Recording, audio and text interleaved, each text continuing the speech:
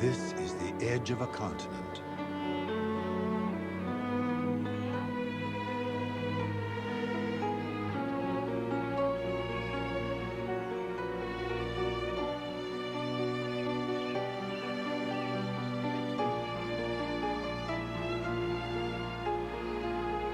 The last frontier of the great Pacific Northwest.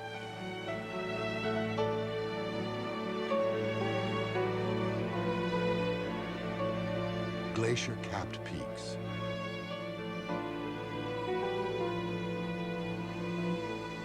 Alpine meadows. Boldly carved river valleys. Lush virgin rainforests. And unspoiled ocean beaches teeming with marine life.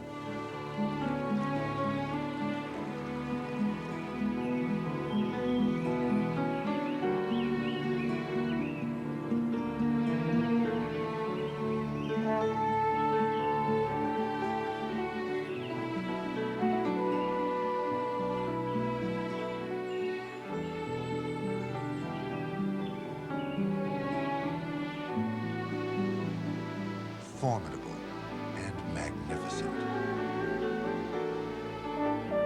This is America's spectacular wilderness heritage, Olympic National Park.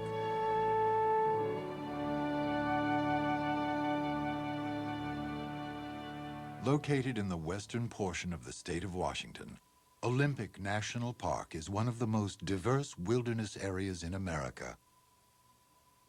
Within Olympic, there are 3 distinct and extraordinary landscapes, and each qualifies as a great national treasure.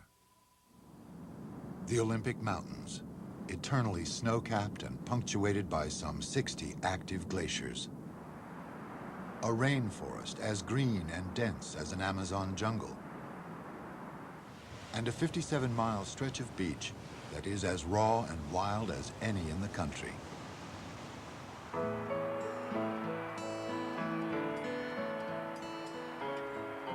The Olympic Mountains block moist air masses that blow in from the Pacific.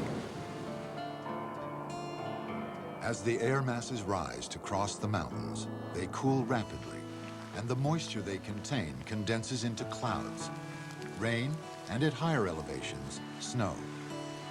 As a result, the western slopes of the Olympics receive as much as 145 inches of precipitation annually, more than any other place in the contiguous 48 states.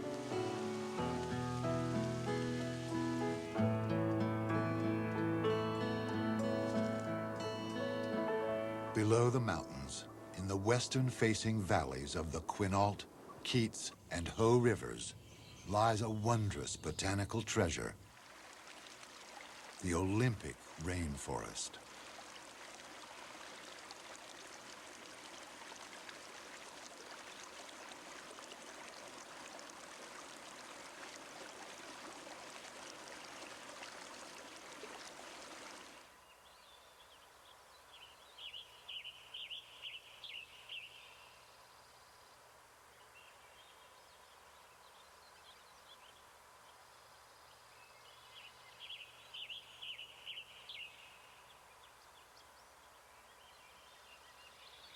The climatic conditions needed to create a temperate rainforest, a mild coastal climate, heavy summer fog, and a very generous rainfall are extremely rare.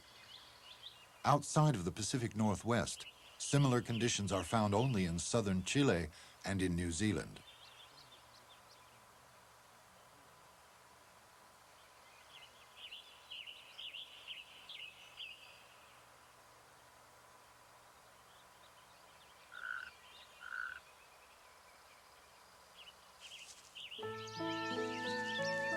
The Hall of Mosses Trail in the Hoh Rain Forest offers an extraordinary glimpse into this lush universe of green.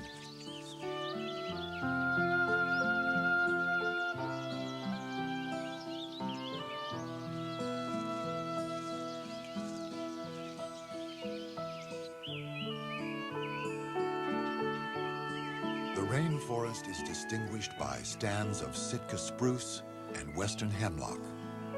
These trees grow larger here than they do anywhere else on Earth.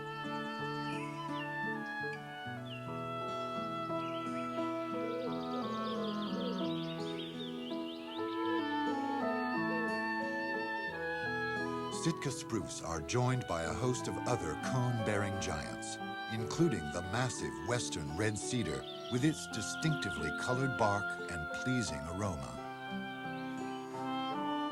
Beneath this cathedral-like splendor, maples spread a lacy canopy. Due to the abundant moisture, these huge trees do not grow deep roots. Strong winds can topple them. Once a fallen tree begins to decay, it is called a nurse log. It supports seedlings that would otherwise have difficulty germinating on the fern and moss-covered forest floor.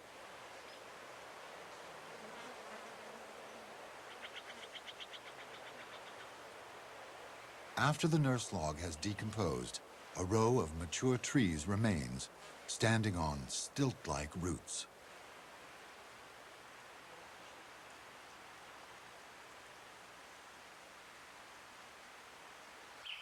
The rainforest is typified by high concentrations of plants and by intense competition for space.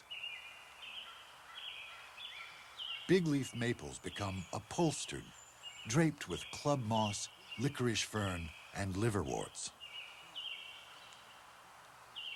A plant that grows on another plant but is not a parasite is called an epiphyte. They are not harmful to the tree unless too many crowd on a branch and their sheer weight breaks the limb. In the rainforest, more than 90 species of epiphytes grow in profusion. The lush greenery of the rainforest also attracts its share of wildlife. The Columbian black-tailed deer is the smallest type of North American mule deer. Although seemingly tame and approachable, when startled or frightened, the deer can strike severe blows with their sharp hooves. Black-tailed deer are vegetarians and feed on a wide variety of greenery.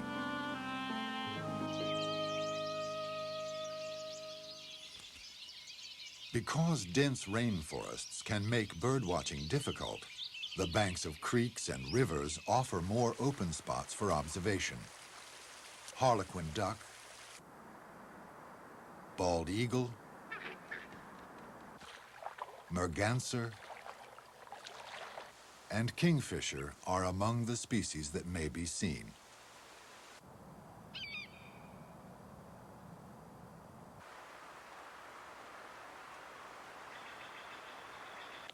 The great blue heron can often be seen wading in the waters of Olympic.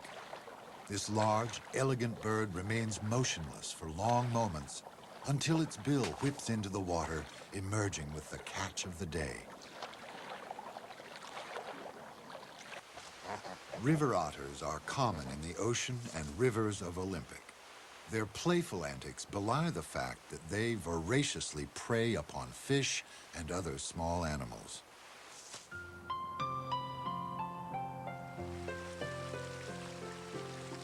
One of the most unforgettable sounds in Olympic is the piercing bugle of a 1,000-pound bull elk. Indeed, one of the proposed names for Olympic had been Elk National Park, since protection of the elk was one of the primary reasons for its creation. Today, the largest herd of wild Roosevelt elk in the nation lives in Olympic. These impressive elk were named in honor of President Theodore Roosevelt. Later, in 1909, he designated the area a national monument. The Hoh still looks much as it did to the early pioneers who came to farm this river valley at the turn of the century. One of the most famous early settlers was John Huelsdonk, whose wilderness skills and feats of strength have become legendary. Marilyn Lewis is the granddaughter of the pioneer who became known as the Iron Man of the Hoh. My grandfather and his brother Henry left Iowa in 1890 and came to the valley to settle, looking for a home in the wilderness. The government was giving land to settlers to settle. You had to clear an acre and establish a roofed cabin with a well. My grandfather did what the government asked. According to legend, the supplies John couldn't bring into his homestead by canoe, he carried on his back. One such item was a cast iron stove. When asked if it was too heavy, he is said to have replied, "Only when the sack of flour in the oven shifts around." After John established his homestead, he went back to Iowa and married his childhood sweetheart. Dora Huelsdonk, seen here in early family home movies, was every bit as remarkable as her famous husband. She gave birth to 4 daughters without the help of a doctor, and she held down the family homestead alone for weeks at a time when her husband was out hunting, surveying, or working in logging camps to support their pioneer brood. My grandmother and grandfather had a very gentle, loving relationship, always kind to one another. It was a romantic story. How else could any man get a woman to live in the wilderness for 50 years and raise him 4 big, strong daughters? Dora Huelsdonk left the Hoh only twice during the half-century she lived here. She and her husband were too busy carving a livelihood out of the wilderness and teaching their daughters the skills of self-sufficiency. I would describe my mother's and her sisters as being very capable women. We never grew up, any of us, with the idea there wasn't anything we couldn't do. Well, they knew how to hunt. They knew how to, of course, shoot with hunting. They knew how to fish. They knew how to track. They knew how to trap. They knew how to do things that nowadays women don't have the foggiest idea how to do. I'm Eric. Marilyn Lewis still lives in the Hoh Rain Forest, working a farm that is part of the original family homestead. Her life is not so different from the way her grandparents lived, and that's just the way she likes it. The animals, the weather, the decor around me, the changing scenes of spring, summer, fall, winter. It's just a cleaner life and a healthier life and a more open life, I think. You have more to do with nature than you. It's just different. You're getting all the corn. Yeah, you are. Yeah. The Hoh Valley, so beloved by the Iron Man and women of the Huelsdonk family, lies in the shadow of Mount Olympus, the crown jewel of the peninsula. At nearly 8,000 feet, it is the highest peak in the park. The massive mountain shoulders 7 active glaciers, some of which may be as long as 3 miles and in some places 900 feet thick. Northeast of Mount Olympus is Hurricane Ridge, named for the 60-mile-an-hour winds that blast across it in the winter. The ridge offers one of the more breathtaking views of the park and also affords glimpses of Olympic's extraordinary wildlife. Though blue grouse are found at all elevations in the park, they are most commonly seen on Hurricane Ridge.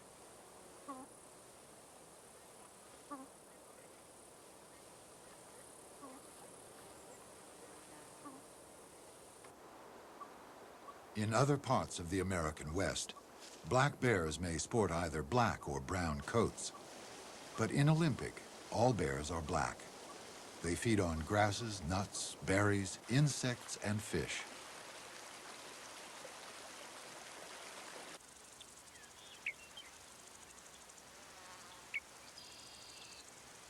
When smaller animals forage for food, they must also be wary of large animals hunting for their own dinner. The Olympic marmot has developed an interesting way to deal with this threat. One of the marmots climbs on the highest ground in the area and acts as a sentinel for the rest of the small colony. At the first sign of potential danger, the sentinel whistles and all of the marmots dash for their burrows.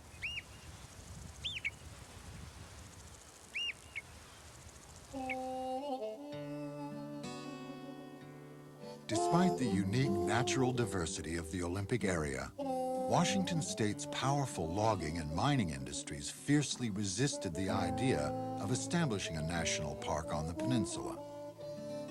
But in the fall of 1937, during a visit to the area, President Franklin D. Roosevelt was impressed with the importance of preserving this wilderness treasure. At his urging on June 16, 1938, Congress changed Olympic status from National Monument to National Park. Among the many attractions that impressed President Roosevelt was Lake Crescent.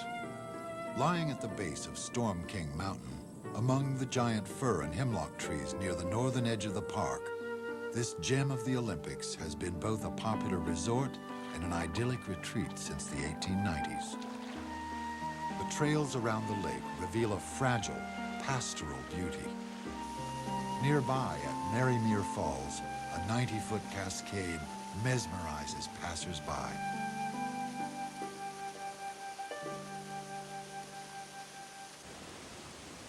West of Lake Crescent is Soleduck Falls, a scene out of a fairy tale kingdom.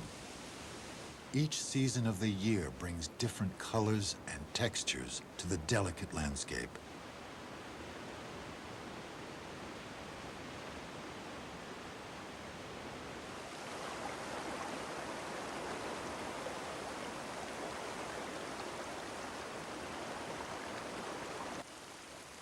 Because of the dense vegetation and jagged mountains, many of Olympic's treasures, such as Soleduck Falls, remained undiscovered by European explorers for centuries. In 1788, Captain John Meares of the Royal British Navy sailed along the coast and glimpsed the crown of these massive mountains. In his ship's log, he recorded, "If that be not the home where dwell the gods, it is beautiful enough to be, and I therefore call it Mount Olympus." Because of the isolation of the Olympic range, superstitions arose and the mountains were thought to be haunted. Madmen were said to live up there. In 1889, a newspaper, the Seattle Press, sponsored an expedition to explore the Olympic Mountains. For 6 months, during one of the most severe winters on record, the brave members of the press expedition completed the first well-documented north-south crossing of the mountains. Today, that same trip takes only 4 or 5 days. As if a verdant rainforest and a bold mountain range weren't enough natural bounty for one peninsula, the river valleys of the Olympic National Park also lead to one of the most dramatic stretches of wilderness coast on the continent. The wild, raw beauty of the Olympic seashore camouflages delicately balanced ecosystems, complex, fragile, and precious. At first glance, Rialto Beach is a stark, almost primordial landscape. Giant, uprooted trees, bleached by the sun, stripped and polished smooth by the sea, lie like ancient skeletons in a timeless graveyard. Fierce winds can whip the waves into destructive walls of water. The relentless onslaught of the sea hammers out a striking tableau. Massive rocks rise from the water like ravaged fortresses. These sea stacks were once part of the landmass, but as waves chiseled away the softer stone, only the harder, more resistant cores remained. The gravitational pull of the moon and the daily rotation of the Earth combine to produce tides of extraordinary intensity. Often, tide pool inhabitants must endure continuous cycles of hot sun and pounding surf, followed by submersion in cold salt water.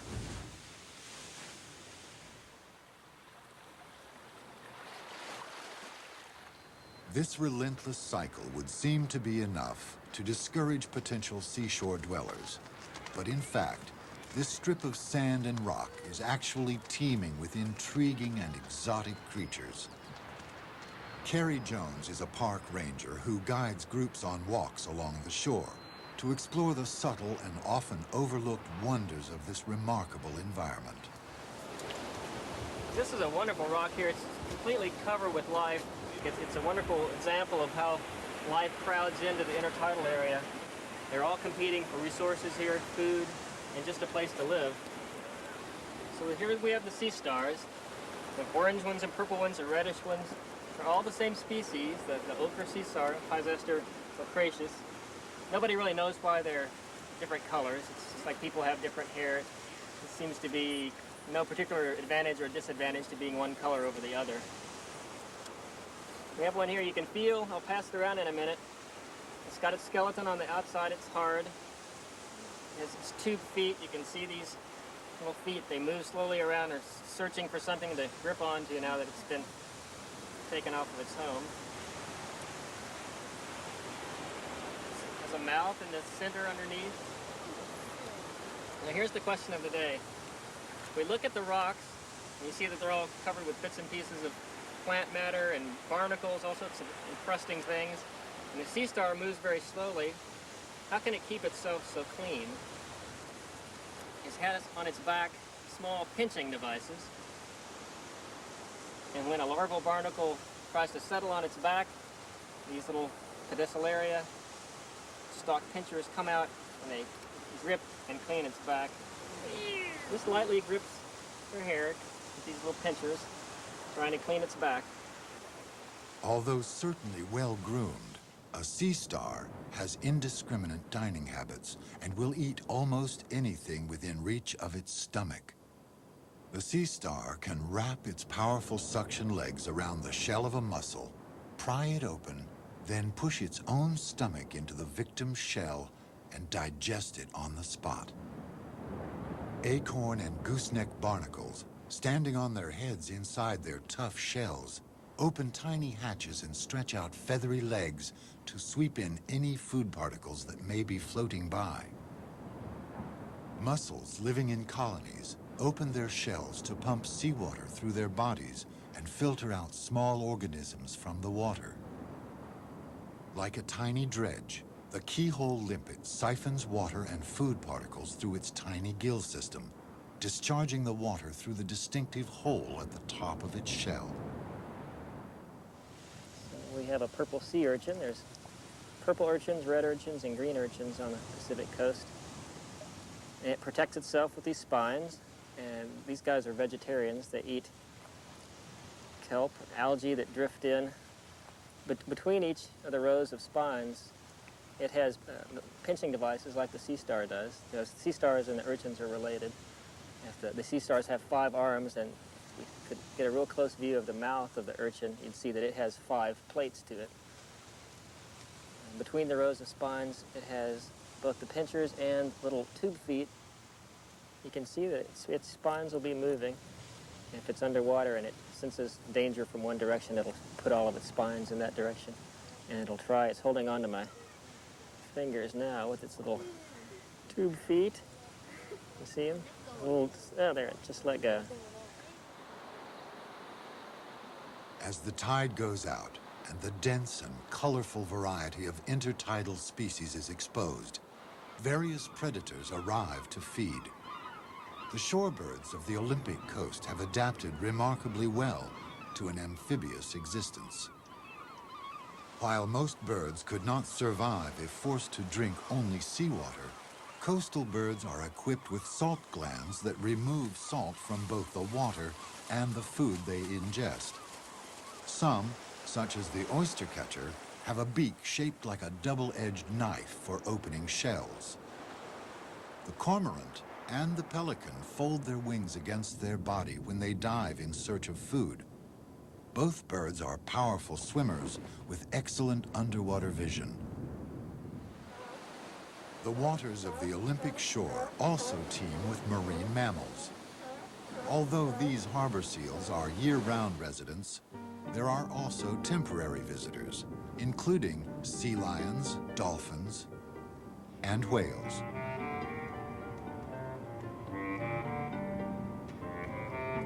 Survival in the intertidal community is an art form, and each creature has developed its own expertise, its own special link in the tapestry of this complex environment.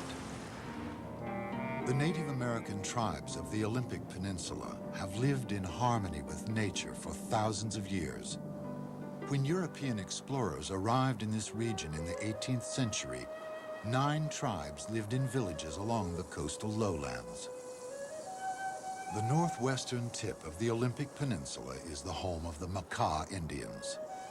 The survival of their 2,000-year-old culture is an affirmation of their strong tribal identity and deep respect for traditional values. Hamilton Green is a Makah tribal leader. I think when the European people came into our country, they brought with them a custom that we were not used to, and we couldn't understand exactly what they wanted from us, and they kept us from trying to keep our culture alive. We couldn't even speak our own language hardly. If we maintain the knowledge of our language and our culture and songs and dances, it identifies us as Indian people of who we are and where we are from originally.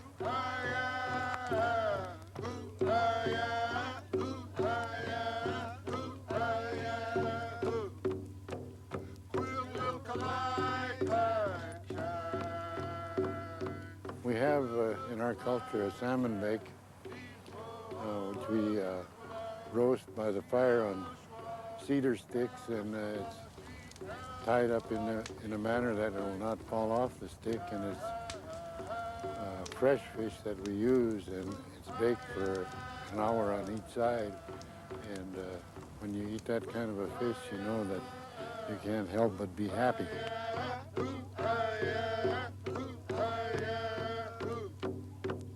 Dancing means a lot to an Indian person because it is part of their training, it is part of their upbringing, and having your own family song and dances, you are identified to that group of people that own that song. They own their own songs and dances.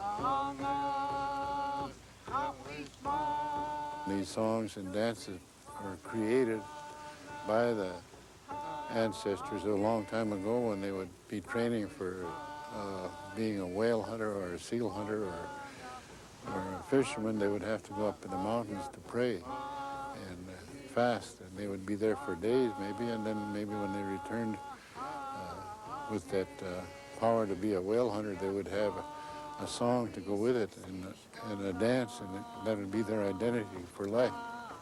So that's how we got our songs and dances, and that's why we're proud of our culture.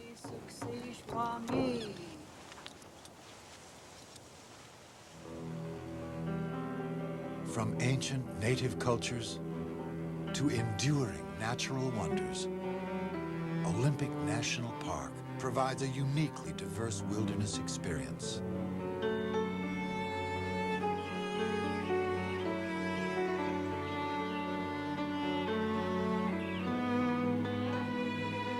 Towering mountains,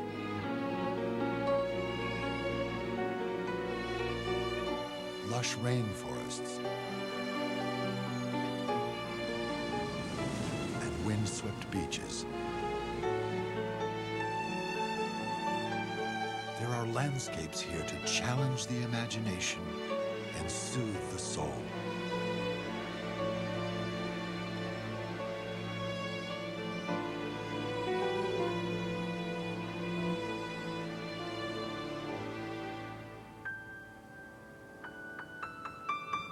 A land of startling contrasts and rich variety, Olympic National Park is truly a treasure of the Pacific Northwest.